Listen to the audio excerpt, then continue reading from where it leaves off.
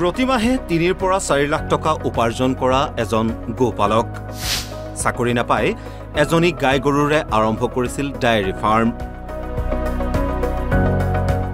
কিমানজনী গাই আছিল প্ৰথমতে আছিল এজনী, এতিয়াতো 40 জনী আছে। কিমান মান মাহিলী ইনকাম? মাহিলী ইনকাম ৩-৪ লাখ টকা আৰামত হৈ যায় মানে গোটেইকেইটাৰ লগে।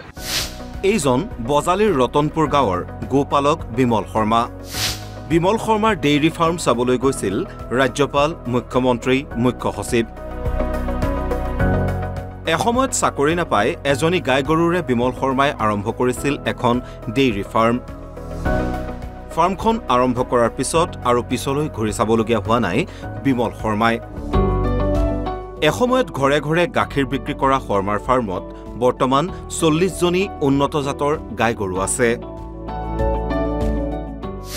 প্ৰতিদিনে উৎপাদন হয় 250 লিটাৰ গাখীৰ।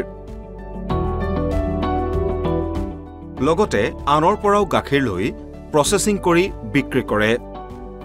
প্ৰতিমাহে উপাৰ্জন কৰে ৩ পৰা ৪ লাখ টকা। বিমল শৰ্মাই এতিয়া হাতত লৈছে 60 লাখ টকাৰ এটা ডেইৰী প্ৰজেক্ট। আন 10 জনৰ আদৰ্শ হৈ পৰা বিমল শৰ্মাই বহুকেইজন নিবনুৱাক দিছে কৰ্মসংস্থাপন। লগতে গঢ়ি তুলিছে বজালী মিল্ক পাৰ্লাৰ নামৰ এক থলুৱা ব্ৰেণ্ড। গোপালক হিচাপে সফল হোৱা বিমল শৰ্মাই ক'লে সফলতাৰ আঁৰৰ কথা। আচলতে নিজে নিজে আচলতে বিপদত পৰি কৰা হৈছিল। এইটো যি সময়ত মানে কোনো ধৰণৰ চাকৰিৰ ব্যৱস্থা নাছিল, সেই সময়ত কাম হিচাপে ডায়েৰী ফাৰ্মটোৱে মানে বাছি লোৱা হ'ল। গতিকে সেইটো ক্ৰমান্বয়ে উন্নতিৰ দিশতো আগবাঢ়িলোঁ। গতিকে আহি আজি মানে ভাল এটা পূৰ্ণাংগ অৱস্থাহে পাইছোঁ। আৰু আমাৰ পৰিয়ালৰ 3টা ভাই ককাই একেলগে লগ হৈ একেলগে একেটা কাম কৰি আছোঁ, লগ হৈ দুটাভাৱে মানে। সেইকাৰণে যথেষ্ট মানে সহায়ো হৈছিল। পৰিয়ালটো গোটেই 3টা পৰিয়ালে একেলগে লগ হৈ কাম কৰি আছে। কিমানজনী গাই আছিল প্ৰথমতে আছিল এজনী, এতিয়াতো 40 জনী আছে। কিমান মান মাহিলী ইনকাম? মাহিলী ইনকাম 3-4 লাখ টকা আৰামত হৈ যায় মানে গোটেইকেইটাৰ লগে। কিমান মান গাখীৰ উৎপাদন হৈ আছে?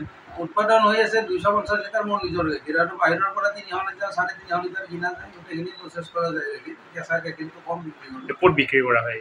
এতিয়াও আউটলেট দিয়া আছে, মানে টিহু পাঠশালাত 2খন আউটলেট আছে। 2খন আউটলেটে মোটামুটি 6 লিটাৰ গাখীৰ আছে। চৰকাৰৰ পৰা কেনেধৰণৰ সুবিধা পাইছে? চৰকাৰৰ পৰা নাবাৰ্ডৰ পৰা এটা 7,50,000 টকাৰ লোন পাইছিলোঁ। সেইটো ক্লিয়াৰ হৈছে। এইবাৰ 34 লাখ টকাৰ এটা PMFME আছে, আৰু CC লোন এটা 2টা লগ কৰি এটা প্ৰজেক্ট বনাইছোঁ। প্ৰায় 60 লাখ মান টকা খৰচ হৈছে। মোৰ নিজৰো কিছু ইণ্টাৰেষ্ট হৈছে। বহুকেইগৰাকী মুখ্যমন্ত্ৰী আহিছে আপোনাৰ তাতে, মুখ্যমন্ত্ৰী, ৰাজ্যপাল। মানে ডায়েৰী ফাৰ্ম ভিজিট কৰাৰ কাৰণে 14 চনতে জলজীৱন পাটনা অসমৰ ৰাজ্যপাল থিয় হৈছিল। তাৰপিছত 2020 চনত আমাৰ সৰ্বানন্দ সোণোৱাল 2020 চনত মুখ্যমন্ত্ৰী তেওঁ দিনতো আহি ভিজিট কৰি গৈছিলে। তাৰপিছত আহিছিলে আপোনাৰ এটা সময়ত মানে চিফ ছেক্ৰেটাৰী আছিল প্ৰিপাৰেশ্যন, তেওঁ আহিল। অতুল বৰা আহিছে, কেশৱ মহন্ত আহিছে। কেশৱ মহন্ত, অতুল বৰা অহা নাই বাৰু। তেওঁলোকে মানে কিবা আউটলেট গুৱাহাটীত আমাৰ ডায়েৰীৰ এটা মানে লাইফ ষ্টক শ্ব' হৈছিল, সেই তাত মানে ইনগৰেশ্যনৰ সময়ত আহি মোৰ আউটলেটত। কেনে লাগে এতিয়া যি সময়ত চৰকাৰী চাকৰিৰ পিছত যুৱ প্ৰজন্ম দৌৰি আছে? সেইটোতো ভাল কামে। চৰকাৰী চাকৰিত আজিকালি কেইটকা দৰমহা পাব? গতিকে আজি সমাজখনতো পইচা নহ'লে উপায় নাই। গতিকে ডায়েৰী ফাৰ্ম এখন কৰি এটা উন্নত জীৱন যাপন কৰাৰ ৰাস্তা যে আছে, সেইটো মানে প্ৰমাণ হৈছে। আৰু মোৰ দিশেদি ময়েই মানে সেইটো ডেইৰী ফাৰ্মৰ জৰিয়তেও যে সফল হ'ব পাৰি, বিমল শৰ্মা তাৰ জ্বলন্ত উদাহৰণ। এনেধৰণৰ ডেইৰী ফাৰ্মৰ জৰিয়তে আপুনিও হ'ব পাৰিব স্বাৱলম্বী। ভৱানীপুৰৰ পৰা পল্লৱ কলিতাৰ সহযোগত news desk report, Assam live 24।